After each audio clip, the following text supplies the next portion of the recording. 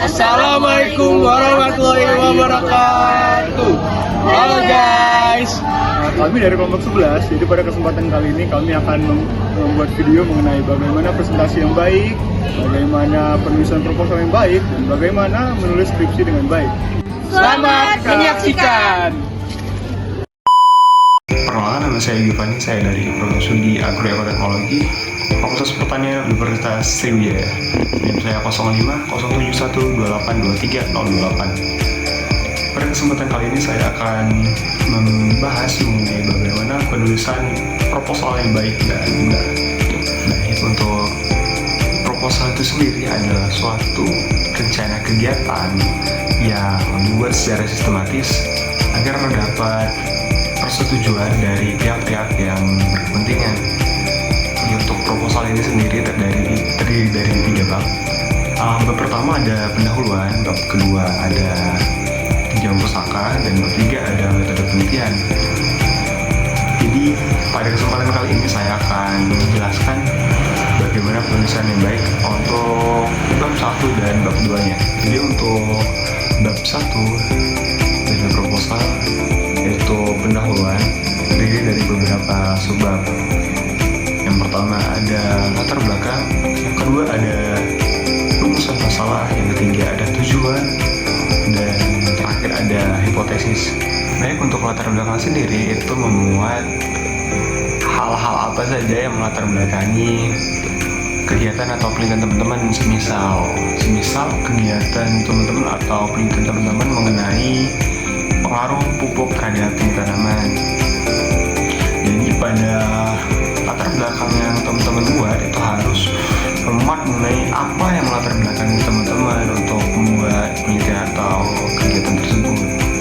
Dan pada latar belakang ini terdiri dari 3 hal ini ya utama. Hal yang pertama itu harus membahas mengenai masalah, dan yang kedua harus membahas masalah solusinya, yang ketiga atau yang terakhir ini membahas mengenai research gap ya. Jadi untuk aliran yang pertama ini teman-teman harus membahas mengenai permasalahan yang teman-teman hadapi dalam kegiatan atau penelitian teman-teman. Semisal kegiatan tadi seperti yang saya contohkan, itu teman-teman ingin mengetahui pengaruh dari pupuk terhadap tanaman. Jadi permasalahannya apa dari kegiatan tersebut atau penelitian tersebut. Nah, jadi hal-hal mengenai masalah tersebut harus teman-teman masukkan ke dalam aliran pertama. Dan jangan lupa teman-teman masukkan mengenai kutipan atau sitasi yang mendasari dari permasalahan teman-teman ini. Jadi sitasi ini berfungsi untuk memperkuat argumen teman-teman. Kemudian untuk alinea kedua tadi ialah solusi. Jadi pada alinea kedua ini teman-teman harus memberikan hal-hal mengenai solusi-solusi dari permasalahan teman-teman pada paragraf sebelumnya. Dan yang terakhir itu ada research gap. Jadi pada penelitian teman-teman ini atau kegiatan teman-teman ini, hal terbarukan apa yang dapat teman-teman dapatkan atau dapat teman-teman hasilkan. Misal teman-teman penelitian mengenai atau melakukan kegiatan mengenai pengaruh pupuk terhadap tanaman tadi. Nah, hasil atau output yang terbarukannya atau ilmu terbarukan yang teman-teman dapat dari kegiatan atau penelitian ini apa gitu. Jadi isinya mengenai itu. Dan tak kalah penting, pada pembuatan latar belakang ini semua paragraf itu harus saling berkaitan. Jadi semisal paragraf pertama tadi membahas permasalahan dan akhir kalimatnya membicarakan masalah tanaman cabai, jadi untuk paragraf keduanya teman-teman nggak bisa langsung loncat ke materi yang lain. Teman-teman harus menyinggung masalah cabai tersebut dahulu, baru setelah tanaman cabai tersebut teman-teman sambungkan dengan kalimat-kalimat yang lain. Jadi teman-teman nggak boleh langsung tiba pindah topik dari paragraf pertama dan paragraf kedua, teman-teman harus bisa menyambungkan atau mengaitkan tiap-tiap paragraf tersebut agar para pembaca sendiri nggak bingung atau nggak merasa aneh saat membaca latar belakang kegiatan atau penelitian teman-teman. Baik, lanjut selanjutnya kita akan membahas mengenai subbab selanjutnya dari pendahuluan pada pendahuluan. Jadi untuk subbab selanjutnya setelah latar belakang itu ada rumusan masalah. Nah, rumusan masalah ini memuat mengenai masalah-masalah apa saja yang teman-teman mau selesaikan pada penelitian teman-teman atau kegiatan yang mau teman-teman lakukan. Selanjutnya ada subbab tujuan dan hipotesis. Pada subbab tujuan ini memuat tujuan-tujuan dari penelitian teman-teman atau kegiatan teman-teman. Nah, jadi hal-hal yang menyangkut tujuan itu dimasukkan semua kepada subbab ini.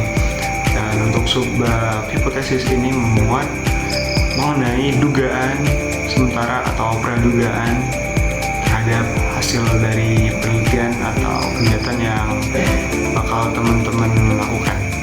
Selanjutnya kita akan membahas mengenai bab kedua atau tinjauan pustaka. Nah, pada tinjauan pustaka ini, bab ini berisikan teori-teori menurut para ahli yang berkaitan dengan judul dari proposal teman-teman atau judul dari penelitian atau kegiatan teman-teman. Jadi semisal kegiatan atau proposal teman-teman itu membahas mengenai pengaruh pupuk terhadap tinggi tanaman, jadi pada bab tinjauan pustaka ini harus memuat teori-teori mengenai apa itu pupuk, bagaimana pengaruh pupuk terhadap tinggi tanaman, dan hal-hal lainnya yang menyangkut mengenai penelitian teman-teman. Jadi pada bab tinjauan pustaka ini berisi teori-teori. Nah, pada tinjauan pustaka ini sebaiknya teman-teman jangan memuat terlalu banyak definisinya. Jadi kalau bisa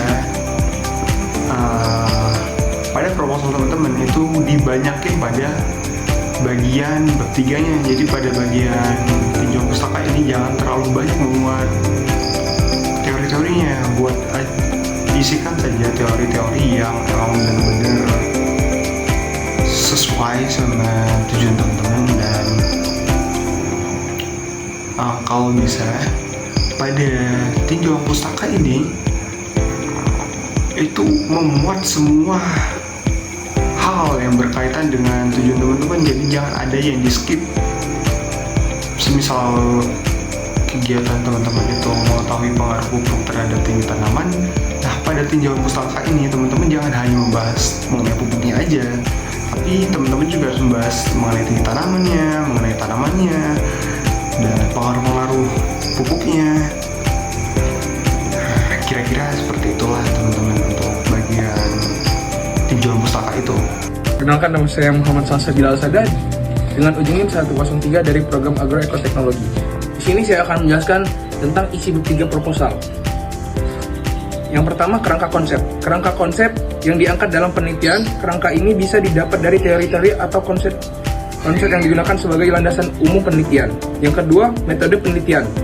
Prosedur yang harus dilakukan mendapatkan hasil penelitian seperti penentuan struktur penelitian, teknik pengambilan sampel, metode analisis, dan jadwal penelitian. Yang ketiga, teknik pengumpulan data. Cara-cara yang digunakan untuk mengumpulkan data seperti observasi, dokumentasi. Yang keempat, teknik analisis data. Cara yang digunakan untuk mendapatkan teknik analisis data yaitu dibagi menjadi dua. Yang pertama kualitatif dan yang kedua kuantitatif. Yang kelima, desain penelitian. Desain metode penelitian yang dipilih oleh peneliti. Terima kasih. Halo, perkenalkan nama saya Eka Apriani dengan NIM 0511823284. Nah, di sini saya akan menjelaskan tentang penulisan skripsi yang baik. Nah, pertama-tama yang kita pahami itu harus format dan panduan skripsi pada setiap kampus. Setiap kampus itu biasanya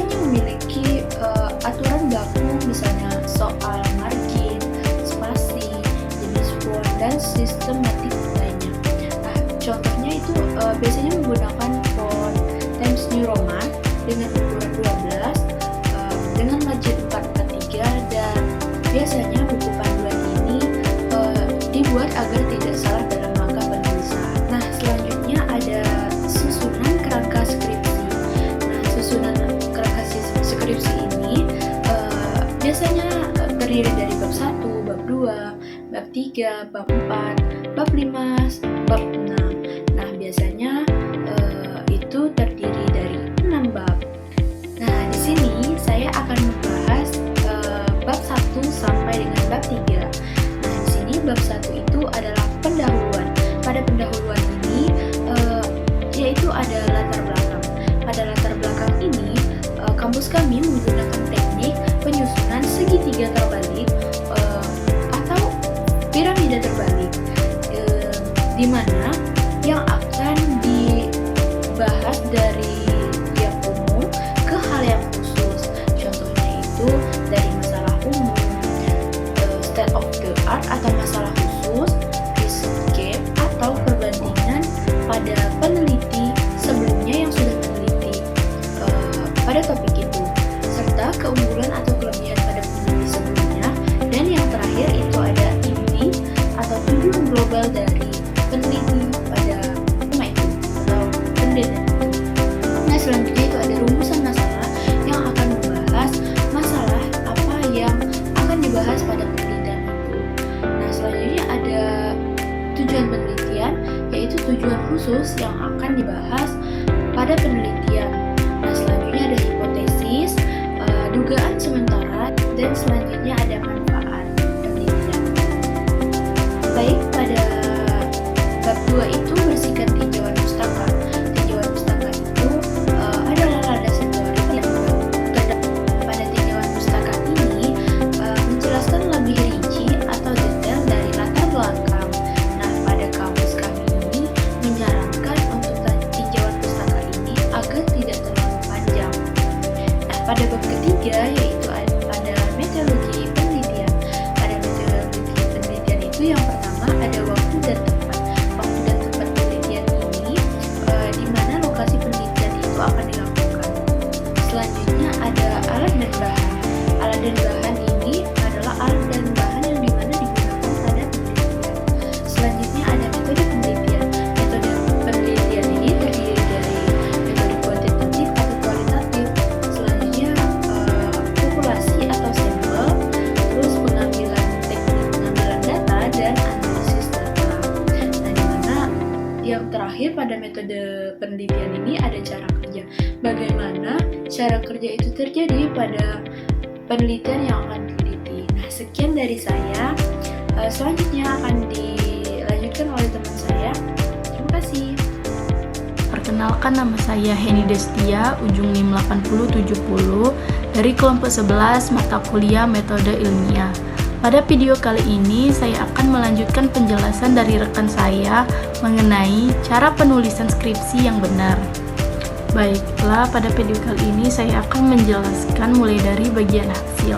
Di bagian hasil itu terdapat deskripsi data yang dimana biasanya digunakan dalam bentuk grafik atau tabel. Dalam hasil sebaiknya menggunakan grafik karena agar mudah untuk dipahami. Dan selanjutnya terdapat pengujian hipotesis yang menjelaskan hasil pengujian pada masing-masing hipotesis. Selanjutnya merinci dari mana data-data tersebut diperoleh. Kemudian pada bab pembahasan. Pada bab pembahasan itu membuat hasil penelitian secara ringkas. Dan selanjutnya membandingkan hasil penelitian dengan teori, regulasi, dan hasil penelitian sebelumnya. Selanjutnya, setelah bab pembahasan, ada bab kesimpulan dan saran. Pada bagian kesimpulan, yaitu berisi inti dari hasil penelitian yang didapatkan, dan bagian saran berisi pendapat yang dikemukakan sebagai alat pertimbangan dan harapan dapat memberikan perubahan yang baik dan bersifat positif. Baiklah, selanjutnya yaitu daftar pustaka. Pada bagian daftar pustaka cara penulisannya mengikuti format yang diminta oleh kampus. Contohnya penulisan dari jurnal menurut kampus saya itu terdapat nama penulis, tahun, judul artikel, nama jurnal, volume, dan nomor. Dan yang terakhir itu halaman.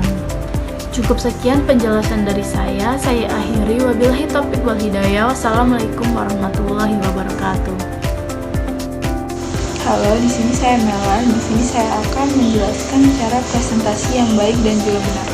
Biasanya presentasi yang baik dan juga benar itu ada pembukaan presentasi. Bukalah dengan salam.